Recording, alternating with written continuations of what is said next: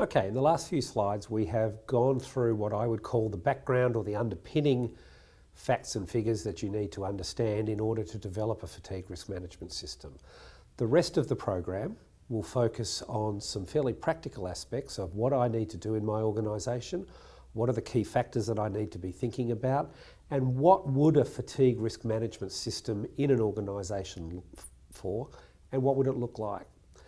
So, what we're going to talk about now are the major or the key elements of a fatigue risk management system. There are 4 key elements to a fatigue risk management system. The first is that you've got to have a plan. There has to be some kind of basic underpinning fatigue risk management system, policy document or plan. Without that, the organisation doesn't know what it's doing and nobody can work out if you're doing what you said you were going to do.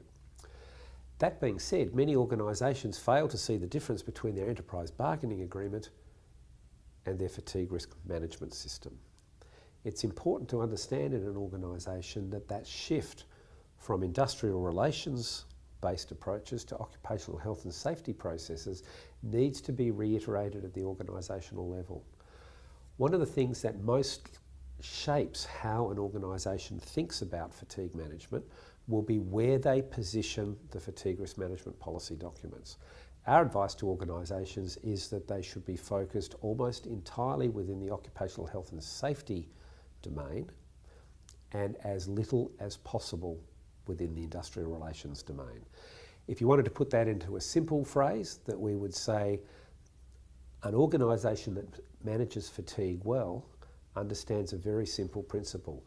That is, fatigue is a safety hazard with industrial relations implications, not an industrial relations issue with occupational health and safety implications. So achieving that shift away from an industrial perspective towards a safety perspective is the critical element. And one of the most important ways that you can actually achieve that is to make sure that the policy architecture for fatigue management sits within the occupational health and safety documentation of the organisation and maybe potentially cross-references industrial documents. But it should sit clearly and distinctly within an occupational health and safety domain. Or the second key element of a fatigue risk management system is people need to know that there is a fatigue management policy, and most importantly, they need to understand what are the roles and responsibilities for individuals within the organisation and what are they personally responsible for. In order to ensure that people know what are theirs and the organisation's roles and responsibilities, there needs to be some form of training and education program. Depending on which industry or organisation you work for, they can be from simple awareness programs through to quite comprehensive competency-based approaches. What is relevant for the particular industry you're working with or the industry that you're consulting to will depend on where that industry is in that developmental trajectory. At the moment, within the transport sector, there are actually specified curriculum under AQF, and we'll talk about those a little later. In some organisations, it may be simply an awareness of the policy, something that happens in induction and some general awareness training. What the organisation requires, what are the legal obligations, and what are best practice for the organisation are something that will need to be determined in context. The third element of a fatigue risk management system is the compliance system for ensuring that an employee is fit for duty. We're going to spend a lot of time in the rest of the course going through the systems, procedures, policy and practice around that. But there are a number of key points that you need to focus on as you start that journey. The first is, in determining whether somebody is or is not fit for duty, you need a credible risk assessment system. The second is that you need credible risk controls. And you need to make sure that those risk controls are appropriate for your organisation, your staff, and their level of maturity from an occupational health and safety perspective. The fourth element of the fatigue risk management system is some form of audit or compliance system for ensuring that the FRMS is operating as specified. That is, here's how we're going to manage fatigue and here's how you can check whether we're doing what we said we did. For those of you who come from a safety background, you'll realise that these are the same 4 elements that form the basis of any hazard management system. And going back to what we talked about before, you'll remember that catch cry, fatigue is just another hazard.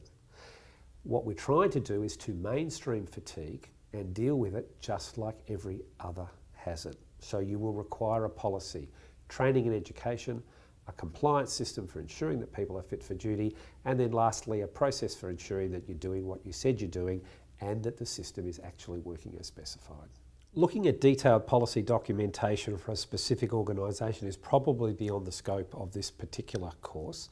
You will find in the course materials that we give you some template or some example fatigue management policy documents, and it is quite useful to go through these and to see how different organisations have dealt with the issue. I'd also make the comment that different organisations have different document cultures, and in many cases it's really important for that document around fatigue to fit with the rest of the document structure for the organisation. So what we're going to talk about in this course is some of the general principles around the fatigue risk management system, and particularly around the specific definition of legal responsibilities and accountabilities. However, while you can understand the principles and while you can look at the template documents, I think there is some danger in slavishly using Microsoft Word to just substitute in a different organisational name. Our experience has been that these templates are useful, they start a discussion, but that organisations should use their standardised reporting frameworks and structures, their normal policy architecture, and define fatigue within that in the same way as they have for every other hazard. Everything that you can do to mainstream fatigue and make it just like every other hazard will probably increase the likelihood that that will be managed.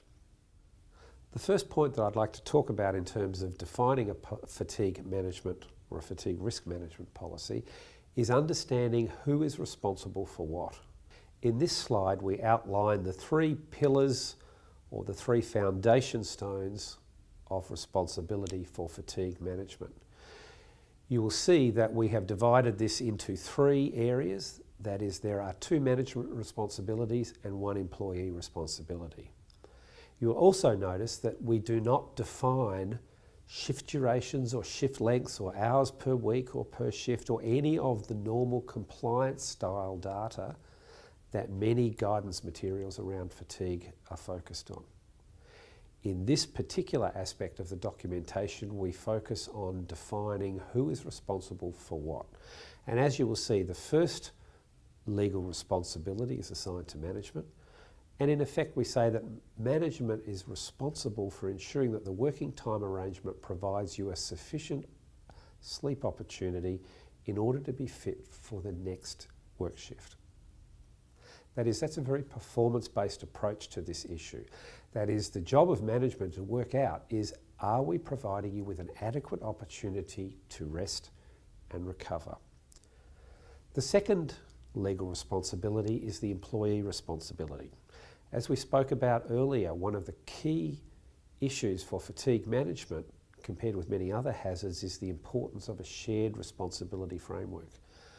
While it is perfectly reasonable to expect an organisation to provide the employee with an adequate sleep opportunity, it is not reasonable for an organisation to be responsible for ensuring that that opportunity is used appropriately.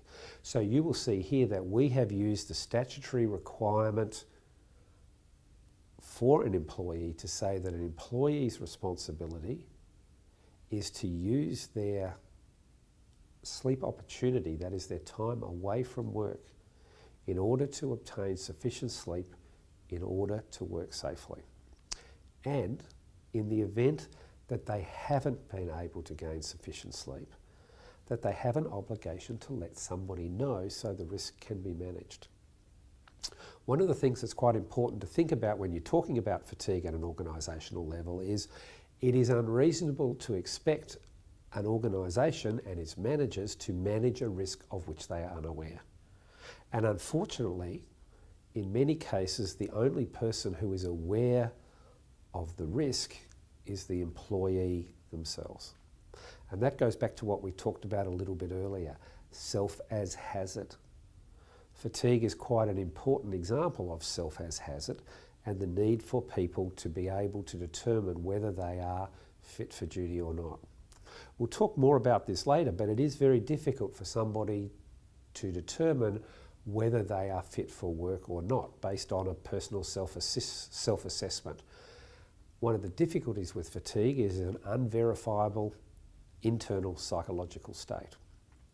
We'll talk about more on how you can actually approach the problem of identifying fatigue, but for the purposes of where we are at the moment, it's important to understand that the legal responsibility for identifying inadequate sleep due to a failure to use the sleep opportunity appropriately is ultimately the employee's responsibility.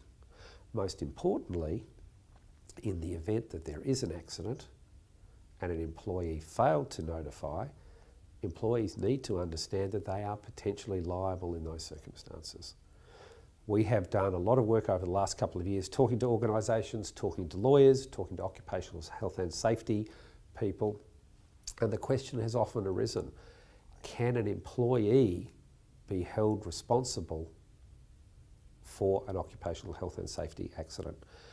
And while there is no doubt that the number of prosecutions are relatively low, we expect that that will change in the future, particularly where we have an increasing emphasis on shared responsibility. The third responsibility around fatigue, and this is again another management responsibility, states that management is responsible for providing clear guidelines on how to respond to an incident where somebody identifies themselves as at risk for fatigue. That is, management's responsible for providing you with an adequate sleep opportunity. You're responsible for using that opportunity to gain sufficient sleep, and in the event that that hasn't happened, letting somebody know. But management is responsible for ensuring that when somebody does let them know, that that's actually managed in a fair and reasonable manner.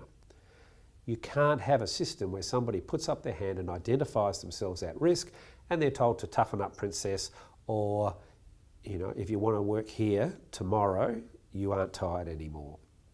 It's very important that there are clear, unambiguous guidelines that sit within a just culture framework and that are risk and safety management system compliant, so that when somebody does put their hand up, you are in a position to manage that risk. It doesn't mean that somebody doesn't work, but it does mean that there are probably tasks that you wouldn't want them to do fatigued, that you may be quite happy for them to do if they were bright-eyed and bushy-tailed.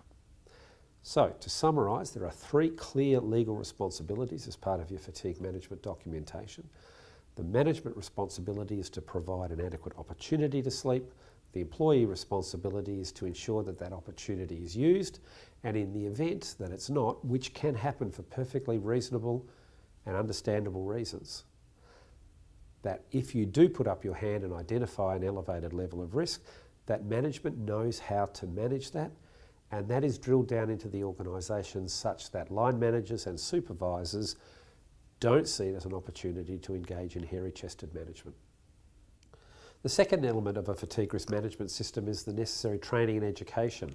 In some cases, people think training and education around fatigue means handy hints for shift workers. It certainly includes that, but it also needs to cover more than that. At the moment, at least within the formal AQF or Australian Qualifications Framework, there are a number of fatigue management courses, and those curriculum are well established, validated, and in many cases we recommend to organisations to use them. If we start at the lowest level, these are within the Transport, Logistics and Infrastructure Framework at Cert 2.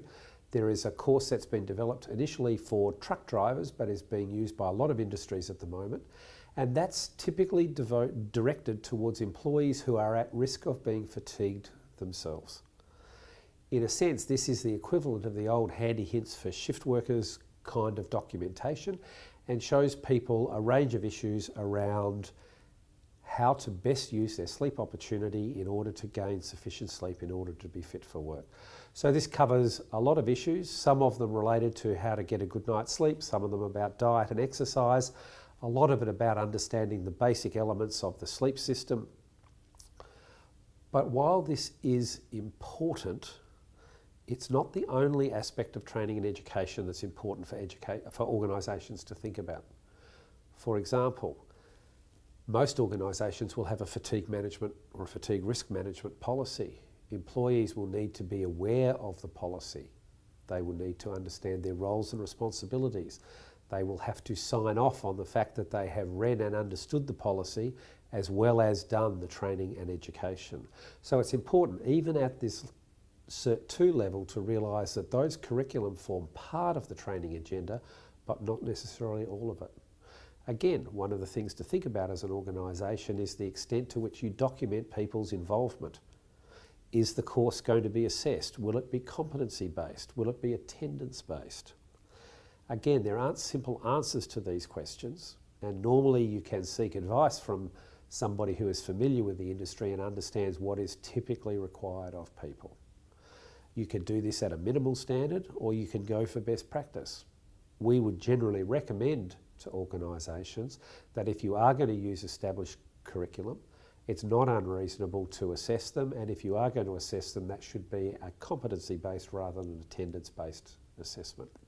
The second level of training, and again this sits within the Transport, Logistics and Infrastructure framework, is targeted at supervisors and staff who determine the working times of others.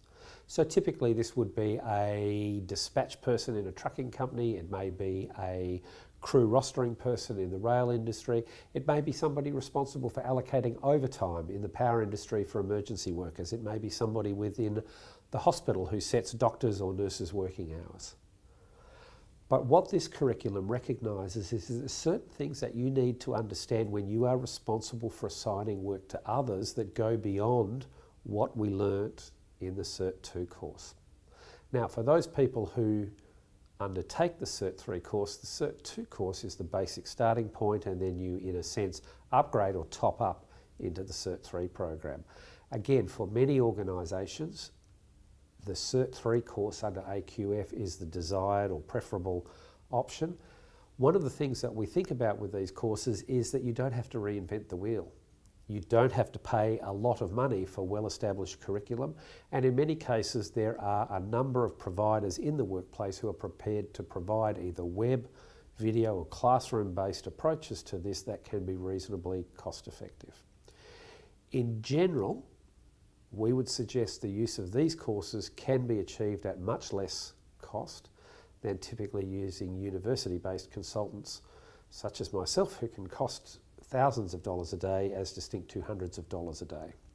The third level of training that's available is the Graduate Certificate in FRMS, which is offered by CQU and for which, if you're watching this, you're probably enrolled in.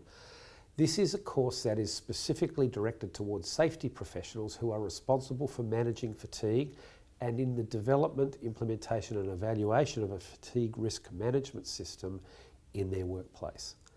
This has increasingly been a requirement for organisations who are looking for greater degrees of flexibility in how they manage fatigue, and the regulatory concern that if you are to develop a more flexible system, that the people involved in the development, implementation and the evaluation of the system should understand something about the topic. For those of you who are involved in the Grad Cert course, this is a very new development, and it's only in the last year or so that regulatory agencies are starting to insist that people do have some kind of formal occupational qualification in safety in general and fatigue management in particular. You may remember that the first two elements of a fatigue risk management system were the policy documentation and the training and education program. The third element is some form of compliance system that enables you to determine whether an individual is fit for work, or in the event that they're not, what the level of risk is and what would be the appropriate controls to put in place to manage that. As we said before, we try to approach this using a multi-leveled control system based on the principles outlined by James Reason. If you look at this slide, you'll see that we have adopted those general principles of Jim Reason's and assembled them into a hazard control model. On the left-hand side of the model, you will see two boxes.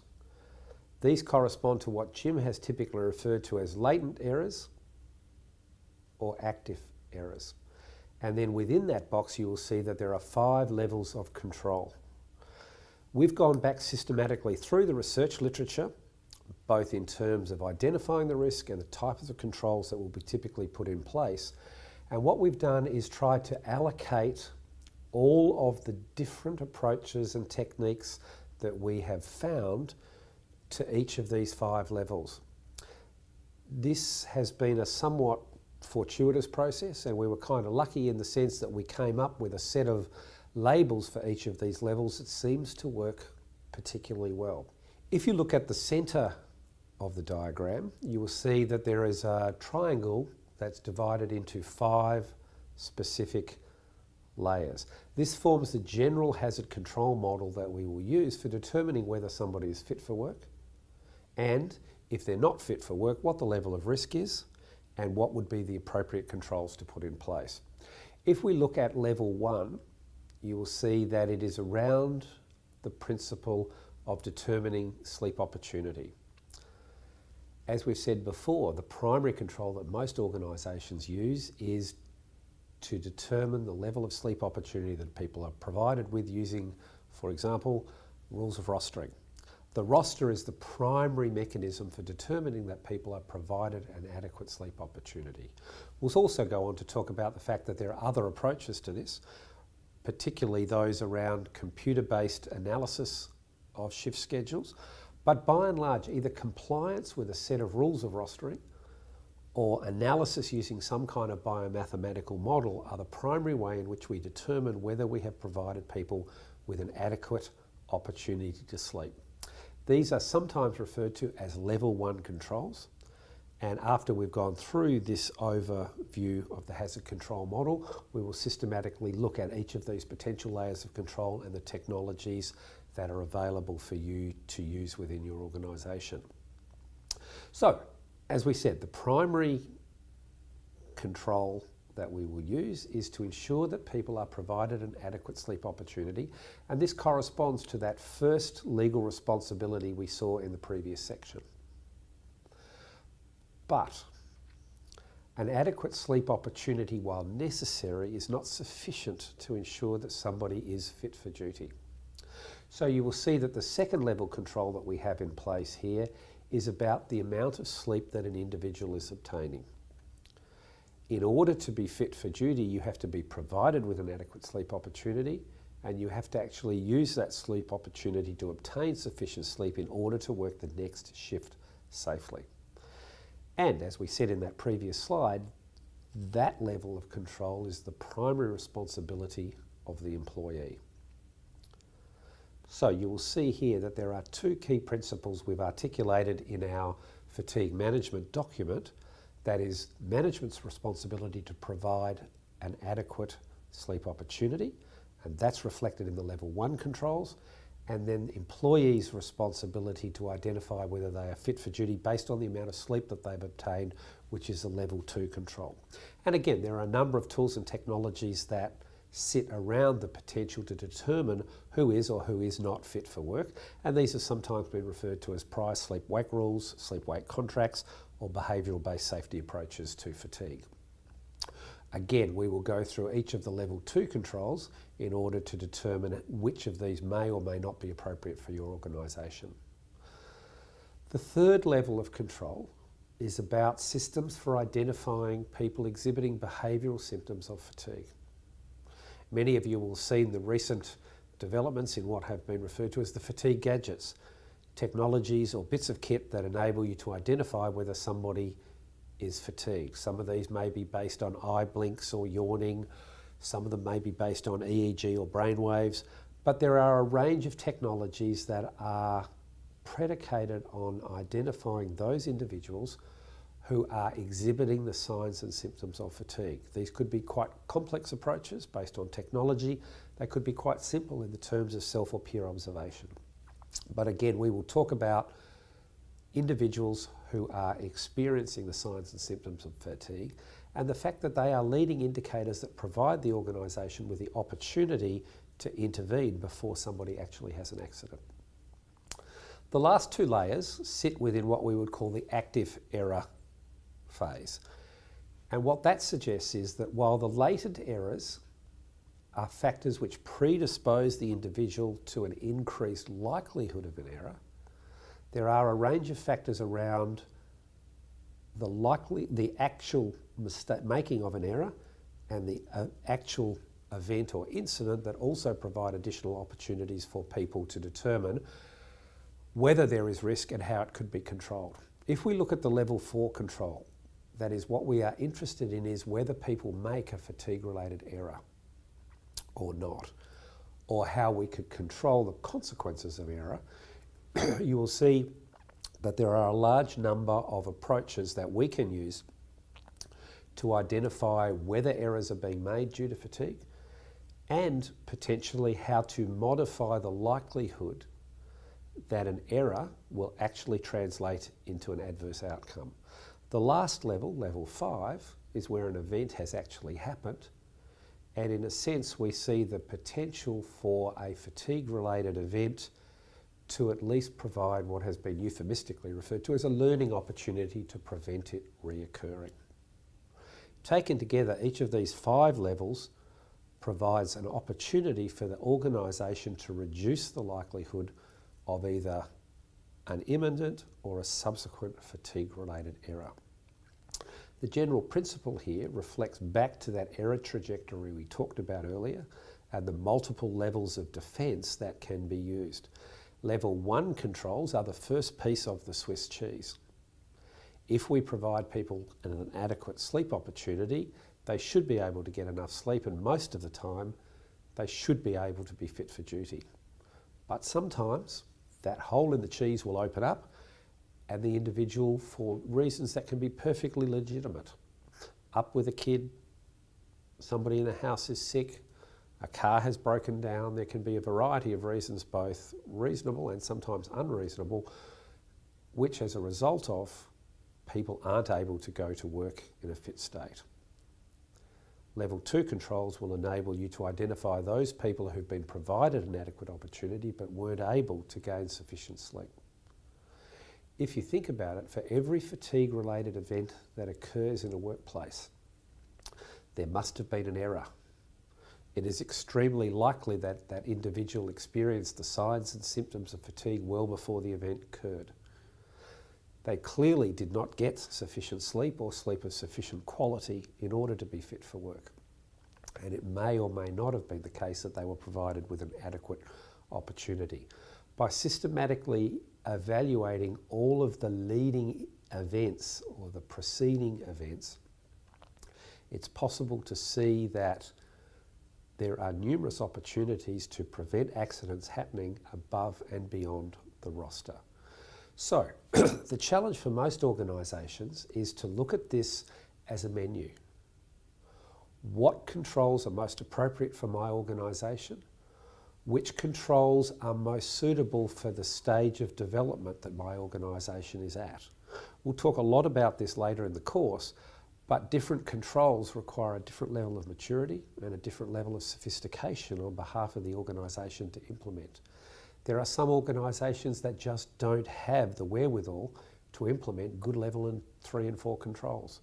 Many organisations will struggle with level 2 controls, which require people to put up their hand in order to indicate that they're unfit for work.